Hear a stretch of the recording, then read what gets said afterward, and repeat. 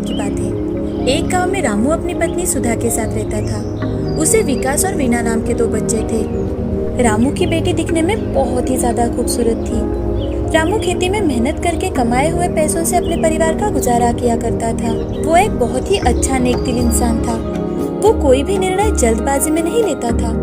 सोच समझकर होशियारी से वो निर्णय लेता था। रामू हर साल खेतों में जो भी मुनाफा आए उसी से अपने परिवार की अच्छी से देखभाल करता, अपने बच्चों की ख्वाहिशें पूरे करता। एक दिन सुधा रामू से, अजी आप हमेशा हमारे लिए कुछ न कुछ लेते हो, लेकिन अपने लिए खुद के लिए कुछ भी नहीं लेते। अरे सुधा, तुम्हें और बच्चों को खुश देखकर मुझे इतनी खुशी मिलती है, मैं तुम्हें बता नहीं सकता। आप भी ना। अच्छा, मैं क्या सोच रही थी कि इस साल वीना का 5वां जन्मदिन है, तो बच्चों को कहीं बाहर लेकर जाए और वहीं पर उसका जन्मदिन भी मनाएंगे। सुधा, मुझे तो ऐसे लगता है ना कि हम वीना का जन्मदिन किसी अनाथालय में जाकर मनाएं, ताकि बच्चों को भी फिजूल खर्च के अलावा पैसों का मूल्य समझ में आए, उन्हें पैसों की कदर हो। ठीक है, आप बिल्कुल सही कह रहे हैं। रामू पैसों से अमीर नहीं था, लेकिन वो मेहनत करके पैसा कमाने पर विश्वास रखता था। वो हर साल किसी अनाथालय में जाकर बच्चों को जरूरत की चीजें देता था, और उसने अपने बच्चों को भी यही सिखाया था कि हमेशा जरूरतमंद लोगों की मदद करनी चाहिए। लेकिन पिछले 2 सालों से ज्यादा बारिश के कारण रामू के खेतों में कुछ भी फसल नहीं हुई, और इसी कारण उसे कर्जा लेकर घर का गुजारा करना पड़ा। रामू को दुखी देखकर एक दिन वीणा, क्या हुआ पिताजी, आप इतने दुखी क्यों हो? और आजकल आप पहले जैसे हमारे लिए कुछ भी नहीं लाते। कुछ नहीं बिटिया, 2 साल से थोड़ा खेती में फसल नहीं आ रही ना अपने, इसलिए थोड़ा चिंता में था। लेकिन तुम चिंता मत करो, जाओ अपने दोस्तों के साथ खेलो। सुनिए जी, मुझे तो बड़ी चिंता लगी रहती है कि अब कैसे होगा। बच्चों की पढ़ाई का खर्चा, बाकी के खर्चे, कैसा चलेगा हमारा परिवार। हाँ सुधा, अब मुझे भी कुछ समझ में नहीं आ रहा। हमारे पास जो भी जमा पूंजी थी वो सारी खर्च हो गई, ऊपर से सर पर ये कर्जा चढ़ बैठा है। हमने कभी भी किसी से कर्जा नहीं लिया था, अब ये कर्जा कैसे चुका पाएंगे हम। लेकिन तुम चिंता मत करो, मैं कुछ ना कुछ जरूर कर लूंगा। अगले दिन रामू बड़े ही उदास मन से खेतों की ओर जा रहा था कि तभी उसे रास्ते में रघु दिखाई देता है, और वो रामू से, अरे क्या बात है रामू भाई, इतने दुखी क्यों हो तुम? अरे रघु भाई, मुझे इस साल की फसल से बहुत ज्यादा उम्मीद थी। अब तो मेरे पास का सारा पैसा भी खर्च हो चुका है, ऊपर से कर्जा लेना पड़ा। पता नहीं अब क्या होगा। अरे रामू भाई, इतना मत सोचो। चलो, अब शाम होने आई है, अब घर चलते हैं। हाँ भाई, तुम चलो, मैं एक बार खेत में चक्कर लगा कर आता हूँ। अब रामू अपने खेतों की ओर चला जाता है, और खेतों में जाकर वो चक्कर लगा रहा था कि तभी उसे एक पंछी जख्मी होकर झाड़ियों में फंसा हुआ दिखाई देता है। तभी रामू अपने हाथों से उस पंछी को धीरे से बाहर निकालता है और एक कटोरी में पानी डालकर उसे पिलाता है और उस पंछी को आजाद कर देता है। जैसे ही वो पंछी आकाश में छलांग लगाता है तो वो पंछी देवता के रूप में बदल जाता है। ये देख रामू बहुत ही आश्चर्यचकित हो जाता है। उसे देख रामू, आप पंछी से देवता में कैसे बदल गए? ये सब मेरे अहंकार के कारण हुआ था। एक ऋषि से मुझे श्राप मिला था, और इस श्राप से मुक्त होने के लिए उन्होंने मुझे कहा था कि मुझ पर किसी को दया करनी होगी, और दया कर मुझे आजाद करना होगा, तभी मैं इस श्राप से मुक्त हो पाऊंगा। रामू देवता को प्रणाम करता है। मेरी सहायता करने के लिए तुम्हारा बहुत बहुत धन्यवाद। मांगो, तुम्हें जो मांगना है तुम मुझे मांग सकते हो। तुमने मेरे साथ साथ बहुत जरूरतमंदों की मदद की है। तुम निसंकोच होकर मुझसे कुछ भी मांग सकते हो। रामू थोड़ी देर सोचता है और सोच समझकर वो देवता से, भारी बारिश के कारण मेरा खेत खराब हो गया है और फसल नहीं आई। मुझे बस इतना चाहिए कि मेरे खेत का फसल सोने की तरह अच्छे से उगे। तथास्तु, तुम्हारी सारी इच्छाएं पूरी हो जाएगी। आशीर्वाद देकर देवता वहाँ से गायब हो जाता है। रामू अब खेतों में जाकर बीज बोता है और कुछ दिनों बाद फसल काटता है तो वो देखता है कि फसल काटते काटते उसमें कुछ चमकीले पत्थर नीचे गिर रहे हैं। अरे सुधा, ये देखो, ये कितना चमक रहा है। हाँ, ये तो बिल्कुल हीरे जैसा लग रहा है। रामू और सुधा बहुत ज्यादा खुश थे। अब वो सारे फसलों में से हीरे जमा कर घर लेकर आते हैं। उसमें से एक हीरा रामू सोनार के पास लेकर जाता है तो उसे पता चलता है कि वो हीरा सच में असली है। अब रामू दौड़कर घर आता है और सुधा को जोर जोर से आवाज देने लगता है। अरे सुधा सुधा, कहाँ हो तुम? जल्दी आओ। क्या हुआ? क्यों चिल्ला रहे हो इतना? मैंने तो आपको आज तक इतना खुश कभी नहीं देखा।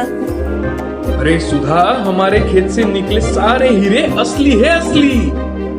क्या? अब घर में सभी बहुत खुश थे। रामू कुछ ही दिनों में वो हीरे बेच देता है और अपने लिए एक बड़ा सा घर बनाता है। उसके पास पैसे आने के बाद भी उसे बिल्कुल भी घमंड नहीं था।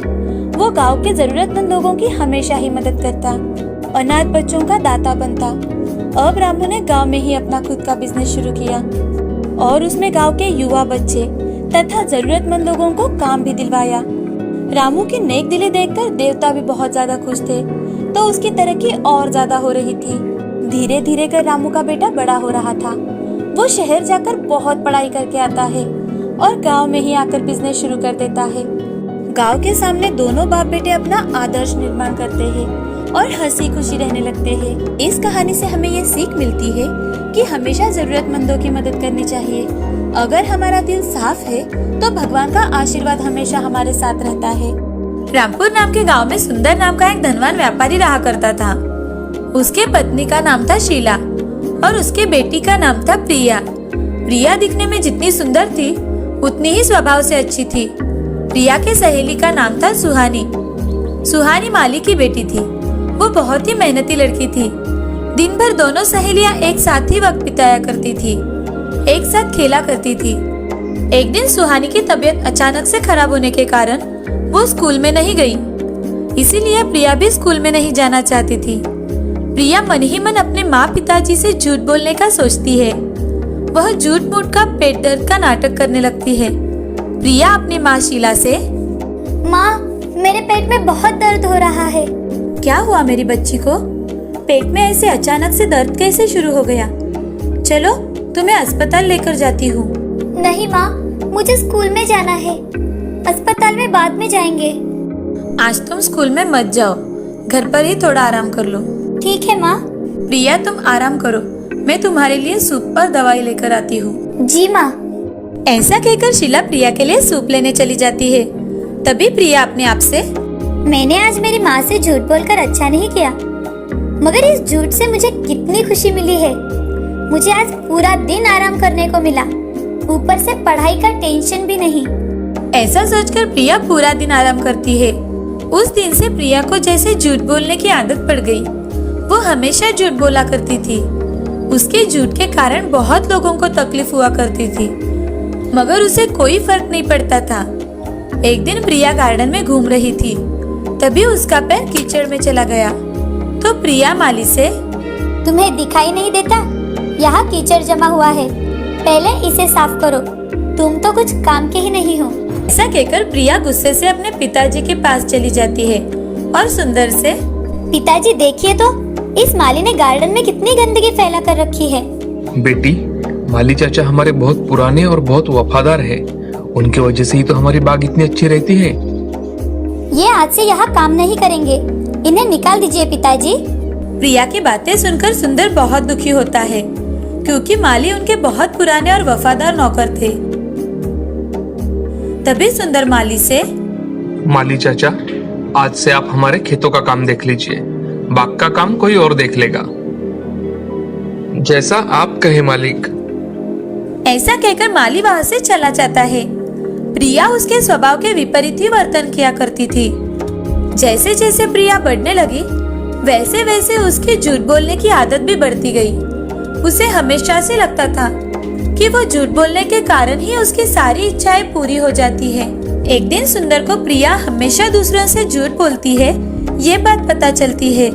ये सुन सुंदर और शीला बहुत दुखी हो जाते हैं। सुंदर शीला से, शीला, प्रिया ऐसे ही हमेशा झूठ बोलती रही तो उसका क्या होगा?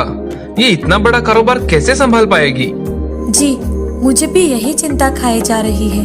शीला, मुझे लगता है हमें प्रिया को थोड़ा समय देना चाहिए। क्या पता इस थोड़े समय में उसके स्वभाव में बदलाव आ जाए। हाँ, ये आपका अच्छा विचार है, हम ऐसा ही करेंगे। ऐसा कहकर शीला और सुंदर प्रिया को थोड़ा समय देने का सोचते हैं। ऐसे ही कुछ वक्त बीत जाता है, मगर प्रिया के स्वभाव में थोड़ा भी परिवर्तन नहीं आता। ये देख सुंदर चिंतित रहने लगता है। तभी वो एक फैसला लेता है और अपने खास आदमियों को बुलाकर उनसे, मेरे साथियों, मेरा कारोबार बहुत बड़ा है, ये सब आप जानते हैं, और मुझे अब ये संभालने के लिए कोई नौजवान चाहिए, और मैं ये चाहता हूँ कि वो नौजवान आप में से ही हो। सेठ जी, आपका इतना बड़ा कारोबार संभालने के लिए आपकी बेटी तो है ना? वो तो है ही, मगर हमारी बेटी की तो हमें शादी भी करनी है। जो कोई काबिल इंसान होगा वो इस संपत्ति का समान हिस्सेदार होगा, और उसी से हमारी बेटी शादी करेगी। मगर सेठ जी, आपका दामाद होने के लिए लड़के में क्या गुण होने चाहिए? लड़का नेक दिल और ईमानदार होना चाहिए, और वो सच्चाई की राह पर भी चलने वाला चाहिए। जब भी मुझे कोई ऐसा लड़का लगा, मैं उसी से मेरी बेटी की शादी करवा दूंगा। सुंदर की सारी बातें सुनकर लोग एक दूसरे की ओर देखने लगते हैं। तभी उनमें से 5 नौजवान सामने आ जाते हैं, और वो 5 नौजवान सुंदर से, हमें आपकी शर्त मंजूर है। आपको अगर शर्त मंजूर है तो ठीक है, आपकी सच्चाई और ईमानदारी ही आपको आगे लेकर जाएगी। ऐसा कहकर सुंदर वहाँ से चला जाता है। कुछ दिन बीत जाने के बाद वो 5 नौजवानों को बुलवाता है और सबका काम देखकर उनमें से शिवा को रुकने के लिए कहता है। तभी सुंदर शिवा से, शिवा, मैं तुम पर बहुत बड़ी जिम्मेदारी डालने वाला हूँ। कौन सी जिम्मेदारी सेठ जी? शिवा, मेरी बेटी प्रिया बहुत ही अच्छी और साफ दिल की है, मगर उसे बचपन से ही झूठ बोलने की आदत है। अगर तुम उसकी ये आदत छुड़ा सके तो मैं तुरंत तुम्हारी शादी प्रिया से कर दूंगा। सेठ जी, मैं प्रिया की झूठ बोलने की आदत कैसे छुड़ा पाऊंगा? मुझे तो कुछ समझ में नहीं आ रहा। शिवा, ये कार्य तुम एक चुनौती समझ कर ले लो। सेठ जी, मुझे सोचने के लिए 1 दिन का वक्त दीजिए। ठीक है शिवा, मैं तुम्हें 1 दिन का समय देता हूँ। धन्यवाद सेठ जी। शिवा पैसों से गरीब था, लेकिन बहुत ही ज्यादा होशियार था। उसकी होशियारी और सूझबूझ की वजह से ही उसे एक बड़ा स्थान मिला था। सेठ जी की सारी बातें सोचते सोचते शिवा घर की ओर जाता है। तभी उसे रास्ते में एक साधु बाबा पेड़ के नीचे बैठे दिखाई देते हैं। शिवा बाबा के पास जाकर, प्रणाम बाबा। कल्याण भववत्स, तुम चिंता में दिखाई दे रहे हो, कोई समस्या है? बाबा, मैं यहाँ एक बड़े सेठ जी के यहाँ काम करता हूँ। उन्होंने लोगों की काबिलियत पर ही उन्हें काम दिया है, और अब सेठ जी चाहते हैं कि उनकी बेटी की शादी हो जाए, लेकिन उनको लड़का सच्चाई की राह पर चलने वाला चाहिए। तो फिर समस्या क्या है वत्स? बाबा, सेठ जी की लड़की बचपन से ही झूठ बोलती है, और उसकी ये आदत जो नौजवान छुड़वाएगा उससे ही सेठ जी अपनी लड़की की शादी करवा देंगे। साधु बाबा अपनी आंखें बंद करके मंत्र का पठन करते हैं, और थोड़ी ही देर बाद आंख खुलते हैं। वो शिवा से, शिवा, ये लो, ये सच्चाई के झरने का जल है। ये जल बहुत ही अद्भुत है। ये जल तुम सेठ जी की लड़की को पिलाओ, वो आजीवन कभी भी झूठ नहीं बोलेगी। धन्यवाद बाबा। साधु बाबा शिवा के हाथों में कमंडलू रख देते हैं। शिवा साधु बाबा का आशीर्वाद लेकर वहाँ से चला जाता है। अगले ही दिन शिवा सुंदर सेठ जी के यहाँ जाता है और सेठ जी से, सेठ जी, मुझे प्रिया से बात करनी है। ठीक है शिवा, तुम जाओ और प्रिया से मिलकर आओ। प्रिया अपने कमरे में बैठी होती है। तभी शिवा उसके पास जाकर, प्रिया जी नमस्ते, मैं शिवा हूँ, मुझे आपसे कुछ बात करनी है। हाँ कहिए। आपके पिताजी ने मुझे बताया कि आप हमेशा झूठ बोलती हैं, क्या ये सच है? नहीं, मैं कभी भी झूठ नहीं बोलती। प्रिया जी, आप तो अभी भी झूठ बोल रही है। एक झूठ छुपाने के लिए इंसान को बहुत झूठ बोलने पड़ते हैं। शिवा प्रिया को सच्चाई के झरने का जल देता है और उनसे, अच्छा प्रिया जी, अगर मैंने दिया हुआ जल अगर आपने पी लिया तो आप आजीवन झूठ नहीं बोल सकती। ऐसा कभी होता है क्या? ये सब झूठ होता है। नहीं, ये बिल्कुल सच है, आप इसे पीकर देखिए। अच्छा ठीक है। ऐसा कहकर प्रिया सच्चाई के झरने का जल पी लेती है और शिवा से, देखो कुछ हुआ है क्या? मैं कभी भी झूठ नहीं बोलती। शिवा प्रिया की बातें सुन अचरज में पड़ जाता है और प्रिया से, आपने बचपन में कब कब झूठ बोला है? हाँ, मैं हमेशा झूठ बोलती थी, मगर आज से बिल्कुल झूठ नहीं बोलूंगी। ऐसा कहते ही शिवा बहुत खुश हो जाता है और सेठ जी से आकर, सेठ जी, आज से प्रिया जिंदगी भर कभी भी झूठ नहीं बोलेगी। अरे, ऐसा क्या हुआ कि मेरी बेटी तुमसे बात करने के बाद झूठ नहीं बोलेगी? शिवा सुंदर जी को सारी सच्चाई बताता है। यह सुन सुंदर को बड़ा ही आश्चर्य हो जाता है। वो बहुत खुश होता है। तभी सुंदर शिवा से, सच में शिवा, तुमने बहुत बड़ा कार्य करके दिखाया है। मैं बहुत खुश हूँ। और सुंदर शिवा को गले लगा लेता है और उसका दिल से धन्यवाद भी देता है। कुछ ही दिनों बाद सुंदर अपने कहे अनुसार शिवा और प्रिया की शादी बड़े धूमधाम से कर देता है। सुंदर अपना सारा कारोबार शिवा को सौंप देता है और प्रिया भी उसकी उसमें मदद कर देती है। दोनों भी तरक्की करते हैं। जब से प्रिया ने सच्चाई का जल पिया, तब से वो कभी भी इस झूठ कहानी से हमें ये सीख मिलती है कि जिंदगी में चाहे जितनी भी कठिनाई आए, हमें झूठ नहीं बोलना चाहिए। एक झूठ हमेशा 100 झूठ बोलने के लिए मजबूर कर देता है। हमेशा सच ही बोलना चाहिए।